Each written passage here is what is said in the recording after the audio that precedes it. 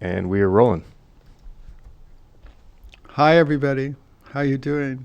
Look, I didn't yell at you when I said hi, everybody, today. Wow. I thought about it. I thought, today I won't yell. That's great. I like that. But, it's becoming, how the podcast sort of finds a life of its own? Mm. We're getting a format. It's sort of emerging on its own. And one of the things we're noticing that's emerging is every day I have to come and apologize to the audience for having my head up my ass the day before. And I thought, that's pretty cool. It's actually organically coming. It's almost like a segment. I come on every day and we start the podcast with me apologizing and correcting bullshit I said. But this is the Honest Bullshit channel, so I sort of get a free pass, right? Don't you think, Dylan? Oh, yeah, absolutely. I think it's appropriate. Yeah, I get a free pass. Yeah. Yeah, but I can see the irony. It's just, anyway, it's very funny, So today, what am I going to apologize for today? This one is monumental. It was so crazy. Okay. I'm going to apologize for saying you had to play the black keys only in B flat. It turns out you can play any of the black keys in anything. It was fucking even crazier than I thought. But wow. So instead of playing B flat, you could play C sharp or... Wasn't it A flat you mentioned yesterday? A flat. Yeah. I actually like A flat, and the reason I like A flat is because C relates to A, as right. Everybody knows that knows how to play 3-chord songs, and there's a C sharp is the lowest black key on the keyboard. Okay, yeah. So by mathematical deduction, we determined that A flat was the key. Nice. Anyway, A flat, and something else I noticed. Don't come on. Don't come up here biting me. The kitty is on a rat. Come on, go away. Fuck. Every time I podcast, he comes up and tries to stop me. Yesterday, he was biting the cords. Uh-oh. We have I'll a be phone right call back. coming in. Can you? I'll keep them entertained. So we have 2 camera angles here today. We have a close-up and more of a mid-shot, so that's exciting. And also, Orange is still on the table. We'll see if he behaves himself. But, yeah, pretty funny. Lee is coming back momentarily. I was just showing off the various camera angles we got working today. Oh, good. Yeah, here's our wide. Back, everybody. Sorry. Nice. One thing led to another. I got my phone. I muted it. I got a can of air, so next time the big kitty comes up to bite me, I have a fighting chance. Right. He's so aggressive today. He was right up in my face, and he's the most loving cat. I've never seen him act like this. It's like it's so weird. He wants to perform. Yes, man, come up here like a lion tamer. I gotta have a little. I should have a little miniature chair and a little miniature whip. Right. Oh, did you read that guy got mauled to death by his pit bulls? I think I heard something about that. Where was that? Forget where that was. So much human suffering, it's hard to keep up with it all. Right. Anyway, so that's it, the black keys. Let's get back to the black keys. So now you can use the black keys almost like if you could construct a song with different chords. Yeah. Because every black, as long as you just change the left hand, that chord will work. That's pretty cool, yeah. Yeah. Think about it. Like you just move the left hand and just bingo, and now it's all working perfectly. So whatever you touch, it's so weird. Wow. Yeah. You could have all your fingers amputated except for 2. You just have 2 little fingers. And you'd be still could be totally badass, man. Boom, did it, boom. Nice, yeah, I like that. That's it, but don't get near my fingers. Just the thought of that makes me want to put my fingers in my armpits and cringe. You go, oh. There is a common thread between all my stuff. It's my level of stupidity. Yeah, you have a particularly strange viewpoint when your head's up your ass. You know what I mean? Right. Everything looks just not quite right. Yeah, exactly. And smells even worse. Okay, that's my apologetic intro. Great. Yeah. I'm learning how to talk and say nothing. You like it? I'm getting better at it. I've been doing it a month now, and I can talk and say nothing. That That's excellent. That's a skill. Yeah. It's an acquired taste. Right. Yeah, we're Yes. developing the format. We're becoming and more professional. Yeah. We wouldn't say shit if we had a mouthful. That's it, man. We're learning how to talk. You just That's right. That's right. hold your mouth. Don't say it. Yeah. What if you don't say the shit that's inside of your brain? Where does that shit go? Yeah, I guess it If builds you don't up. spew it out, where is it residing after that? Yeah. It starts Maybe you have a mental logjam, and all you can feel is something that's not quite right. Yeah, mental shit building up. Yeah, every bad thought you have, if you don't let it out, you hold it in. Right. And you know what they say about holding your shit. Be careful, don't hold your shit. Right. Right. You don't want to do that. Oh, there's some things in our culture really important. There was a movie called Scarface, Okay. Yeah. I remember epic that. historic movie. Great film. Yeah. And they go to dinner first night, and they're sitting there, and the sort of head guy at the time, he's telling the rules, and he gets to rule number 2: don't get high on your own supply. That's right. Yeah. And it turns out that's the mistake everybody makes. Everybody makes that. Don't get high on your own supply. That's the best thing I've ever heard in a movie. Just that one word. I stuck with me. Just think about that for a second. Don't get high on your own supply. And the people that start cults, they know it's a cult when they're starting. They know they're fucking with everybody when it starts. But then pretty soon they start believing it because, you tell a lie 14 times, you think it's the truth. Right. They start saying they're God. They say they're God so many times that they start believing they're God, Yeah. Yeah. And then I always go, yeah, don't get high on your own supply. It's exactly a classic example of getting high on your own supply. What are we talking about? Speaking of cults, there's actually a great movie with Nicolas Cage that came out recently. It's called Mandy. It's pretty amazing. It's hardcore, very psychedelic. Did I see that? I think you might get a kick out of it if you haven't seen it already, but it's fucking awesome. I got to look and Kick-ass. see if I've seen it. It's a cult that kidnaps his wife, and then he goes on a quest for revenge. Against Maybe I saw the crazy trailer. cultists. Yeah, it's pretty cool. It's badass. Kind of a bloodbath. Maybe I saw the movie. I'm such a fan of Nicolas Cage. It's great. He's done some great over-the-top things. Yeah, absolutely. Yeah, he's done some stuff. Man, I believe the dude. Yep. Hey, Bruce, thanks for the bags. We had a segment a couple of weeks ago where Stephanie was here, and they were talking about doing this art. Yeah. And they did a competition where they drew on bags. Turns out my old friend Bruce had a company that manufactured those bags for everybody, He was like really premium bag manufacturer. Anyway, he sent us a bunch of bags in a box. Thank you so much. That's so cool. So now we can get out all our colored pencils and start having art on the bags. Yeah, it's great. We can write how we feel on the bags, and maybe we'll get arrested. Yeah. No, anyway, thank you, Bruce. That is really nice of you. Oh, anyway, B flat. I still like B flat. I would suggest B flat to anyone. You know what? No, this is what I would suggest.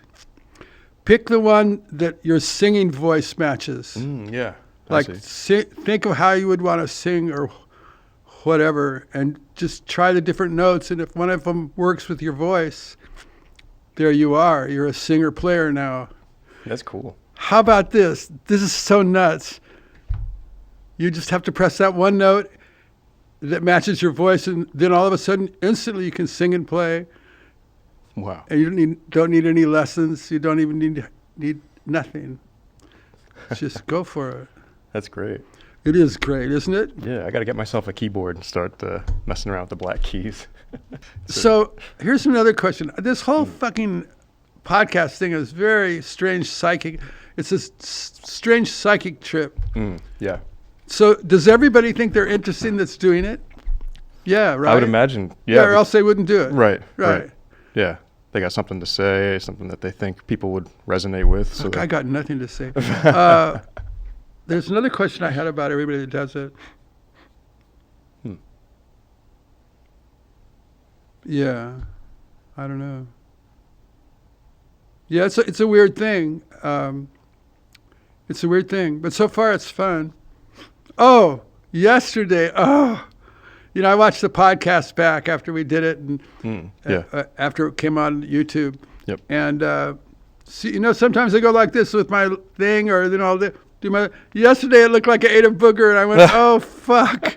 I went, "Oh fuck!" No, that's permanent. And I've done that before, But it's like I'll go like this. I'll be sitting there talking. I sort of just pulling on my nostril. I'm not picking my nose. It isn't like my fingers are up my nose, but then sometimes I'm sitting there, I'm talking, I'm thinking that I'm just bringing my finger down after my nose to my lip, and I'm pulling on my lip, and I'm thinking, but it looks just like I ate a fucking booger, and I was so shocked when I saw it. And so I've done that a couple of times before, and I was committed to not doing that anymore. And so I watched it yesterday. I think yesterday was the worst example yet. It was like in 3D, It's like, and we zoomed in to make sure he was really eating a booger, It was that kind of a shot, It's like, oh fuck. So today I'm not going to eat no boogers. No, today and I caught myself a couple of times today touching my nostril. And I think, fuck, I got to stop doing that. I'm gonna have to wear like one of those. We could make special straitjackets so you couldn't get your arms to touch your face. Like they have those collars for the dogs so they can't scratch. Right. Yeah. Exactly. It's special. Oh, that was an idea I had at Killer Shrimp long ago. Instead of booster chairs and high chairs for kids, you would have little straitjackets, little black Killer Shrimp straitjackets, and with little hooks, with little loops on the back, and you would hang them on the wall, along a wall on the hoops. Anyway, that was 35 years ago. I had that idea. It was ahead of its time, I guess. Yeah, I think. But lucky for me, my partner Ricky didn't think that was a good idea. I also wanted to make urinals where you could turn a knob and different people's face would come on, and that's funny. I like that one. So you could piss on whoever you could have a selection when you pee. And once again, I was voted down. Damn, I can't believe that's a great idea. Yeah, it never stops. And now my son runs Killer Shrimp. I get voted down often. There's no vote actually. They just go, you're crazy. No way. Anyway, I've had some good ideas. You want to hear one of my ideas? We had a sushi place that just closed recently, and I thought, man, this sushi place needs some fucking wild ass shit. So I came up with an item that would set the sushi world on fire. Really think about this for a second. I'm going to tell everybody this item because if this catches on, this is the most insane thing. You ready? Wow. Yeah. Live snail sushi. Wow. Live snail sushi. They bring it to your table and they slit it and they cut the shell off it and it's still wiggling and you eat it. And that's live snail sushi. And believe me, if you put something on the internet, that would go viral. The whole fucking world would be looking at it because the people, sushi all over the world, is something nobody's ever heard of. Yeah. Live snail sushi. So I told them when they opened the sushi restaurant, you guys should serve live snail sushi. And they said, well, where would we... anyway, they didn't like the idea. But now I go, really, it's a great idea. I says, it doesn't matter. And they go, well, who's going to eat it? It says, it doesn't matter. It's the idea of it, It was just go viral. The idea. Like if you say you're serving live snail sushi, somebody comes in, we want some live snail sushi. Sorry, it's not snail season. Right. Or whatever the fuck, I mean, you don't have to have, anyway. And plus it's a vicarious thrill. If you did have snails. Right. They'd be all living, you have a little thing and they're crawling around. And maybe you could grow your own snails. Possibly, yeah. These snails eat killer shrimp for a diet. Anyway, you have your snails. Anyway, live snail sushi. I like it. You guys like that idea? It's groundbreaking, yeah. It's my idea to the world because, I think it's cool. I think people would try it all over the world. You'd have these little sushi guys out there looking for snails. In San Pedro, everybody, that's how you say it. Yeah, Pedro. If you live there, it's called Pedro. Anyway, in Pedro, there was a big hill out by where that big Buddha is, and this big hill in the grass. Wow. And Ted lived there as an artist in residence. They Oh, brought yeah. him from Chicago and Wow. placed him there, and it was like all, whole deal. And so the people would come, and when the certain time of the year, there'd be snails everywhere, and these people would come from the restaurants with these buckets and pick up the snails. Wow. And be out there in rubber boots walking around. It was all cold, and foggy, and the snails were all out. And anyway, live snail sushi. Nice. That would put you on the map, right? How do you open a sushi place? So what? But you open a sushi place that sells live snail sushi. I'm joking, of course. I know. You're ahead of your time. Yeah, as usual. You'll see. There'll be a time when people want to eat live snail sushi. Now that I've said it, you're going to see it. People are going to come up. That's going to be the new item invented by somebody. Yeah. Somebody's probably already slicing a snail as we speak. How many snails would you have to grow a day? And what do they eat? Yeah, that's a good question. Dirt and minerals or something in the soil? No. Do they really? I don't know. I can't picture them eating blades of grass, but maybe they do. What do they eat? Yeah. Oh, and these plants where they came every year, this whole side of this hill was licorice plants. Oh, wow. And the snails are all in the licorice plants. I wonder if Oh, interesting. I wonder if they would have been in any plants or if it's those plants. I see. Isn't that interesting? Yeah, that is. Maybe if you make a licorice garden, it'll attract snails to come. Maybe it'd be easier just to order them Right. from Joe's Snail Farm. Right. Type in Snail Farm in Siri. Where do we get live snails?